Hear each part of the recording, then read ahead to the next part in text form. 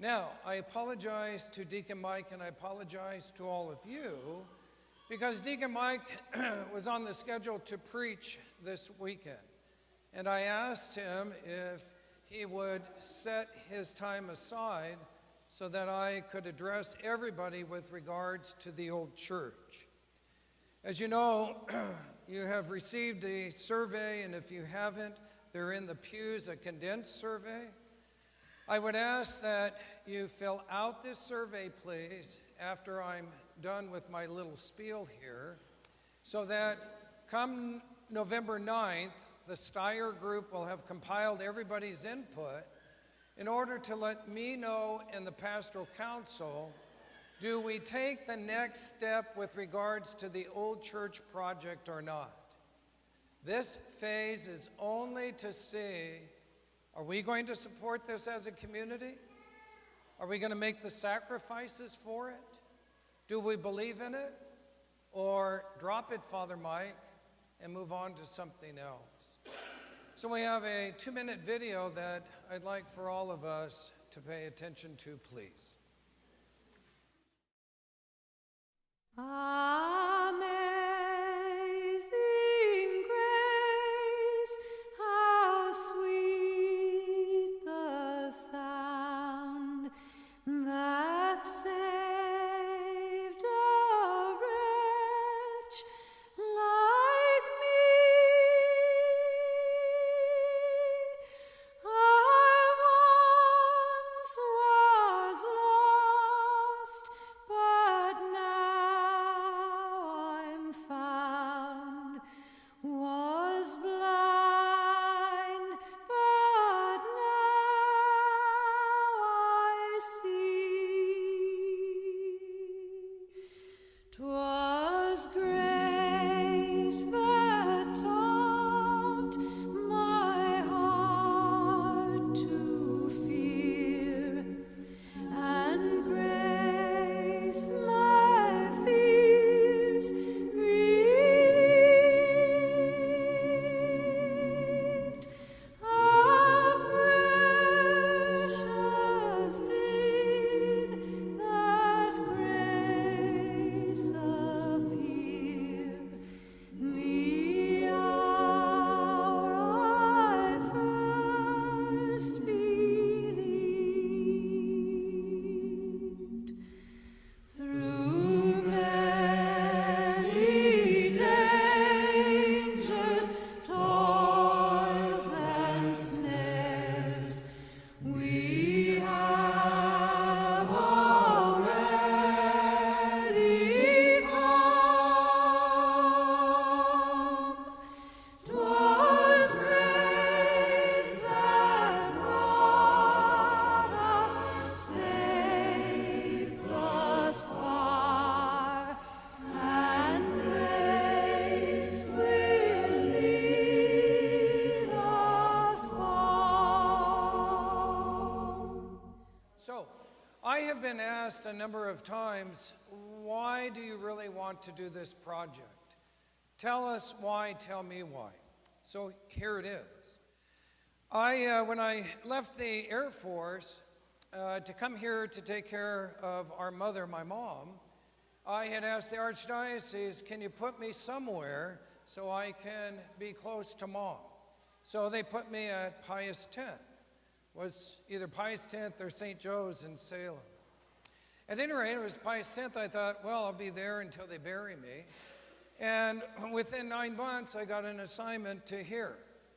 And before I had the assignment, I had heard about Father Painter's death, which, oh, by the way, he was excellent one-on-one with people. Anybody would call, boom, he was out to visit the sick. And yes, he was very strong with regards to the preferential option for the poor and also for the Catholic social teachings of the church. It is our responsibility to preach as such. At any rate, I was with a Jesuit, Father Bowley, and when I heard about Father Painter's death, out of respect for Father Bowley and, of course, the Jesuits, I then attended his funeral. And my first impressions well, first of all, how come there's no parking around this place? And parked, I don't know, 4 blocks away, and quickly had to come in and all, and I was impressed. I thought, wow, this is really a nice parish. And then shortly after that, I got the call that I would be Father Painter's replacement. So I did a little bit of research about the Madeleine, found out that it was in 1911 that the church was founded by Archbishop Christie, I think, and that 10 parcels of land for $20,000, and it was in 1912 then that the school was added, and 26, then another part of an addition, and the list went on. So I had this in my head about the old church. Anyway, I decided I was going to come under the cover of night, which I usually do when it's a new assignment. Remember, in my 37 years of ministry, especially in the military, I would move every couple years. And so under the cover of night, I thought I'm going to take a look at everything. And I was impressed until 1 a.m. in the morning when I stood up in the old church and I said, uh-oh, this is all a sham. Why would they allow this sacred space to be filled with all this junk that was almost up to the rafters? I mean, I literally had to try to just get myself into the sacred space. And I was so disillusioned. Now, I'm speaking from the heart. I am not talking about why we need the space or any of that. I'm talking what happened to me.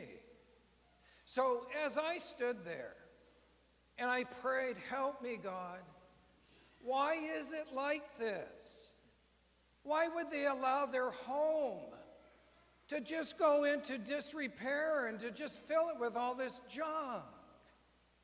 And I had this sense right there and then, maybe I'm being called to restore our home. You know, I was brought up, wherever you live, you make sure that you take care of it. And you make sure that you leave it a better place after you leave. Well, there was a lot to do in this parish. The rectory hadn't been touched in so many years. Orange carpet, would you want orange carpet in your living room? That's all bunched up and people tripping and falling. I thought, what beautiful buildings these are. So I had a lot to do, as well as trying to establish myself in ministry. But I didn't forget about the old church. And so this is my home too. And I will pass on or pass through, but it's my home, and it's the home for the next 100 years for the others who will come here. Family faith forever. So therefore, to let this just be and be destroyed, who does that in this neighborhood? Anybody here, when you bought your home, have said, I'm never going to touch this? How many of you here have renovated your homes? And now it's a historical area. So, 2 weeks ago, Miriam Graham, she was buried from here. Single, her sister of holy names had died 3 months earlier. But anyway, those responsible for her estate then gave me one of these yearbooks and other yearbooks, the Madeleine 1937. Okay, well, I'll just do what everybody's done around here since this new church was built. We'll just throw it away, who cares? This isn't going in the garbage. Here are all of her report cards. She wasn't real good with penmanship. Should I throw them away, everybody? You want me to burn them right here before you? They represent the old church, the cornerstone of who we are. Here's her baptismal certificate, 1938. What do you want me to do with it? You gonna be upset with me if I throw this away, just like the old church? What about the chalice? And there are many more like this, 1940 something. It was used in the old church. Throw it away like we've thrown away the old church? Oh, I don't have the time, or we're all about this one. Should I remove all these banners of the people that died in that old church and were buried and married? Because it's all about this church now, this building? Forget everything else. I'm not wired that way. I'm not wired that way. This station, 107 years old. What do you want me to do? Throw them in a heap? Set fire to them? Jump on them? 107 years of age. They're sacred, not historical. That's a different term. These are sacred. And this window, here's the proof. Do you know, back in 1953, I think it is, that they said, we'll start these windows, they're worth like $50, $25, $50 they were auctioned off for. Should I take the rest of the windows and do the same thing that are up in the old church? And I can go on and on and on. You know what? Many of you, just like me, joined the parish or came through and will pass on. Do we then forget about who we are here at the Madeleine and just go with the others that say, oh, forget about that? Should we then destroy the Smithsonian Institutes in Washington? We have to have our history of who we are to pass on to future generations. And for me, it's also making sure that this legacy doesn't die. Now, I ran some of my thoughts. Well, let me say this. Anyone here, parents, do you have your pictures or drawings, the first drawing and pictures of your children? Do you have the first tooth of your child? Do you have their first shoes? Were they bronzed?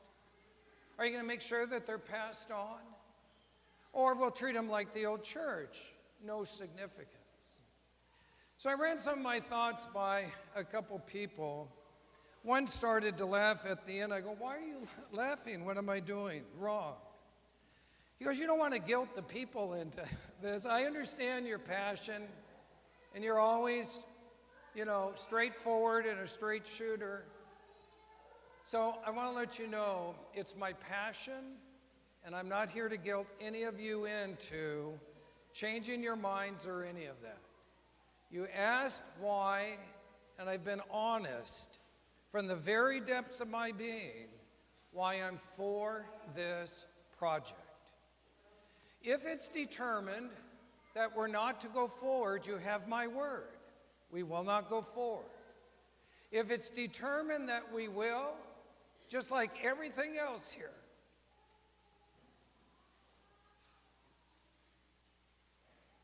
you'll have my 100% commitment. 100+% commitment. St. Mary Magdalene, pray for us. Intercede for us to do the right thing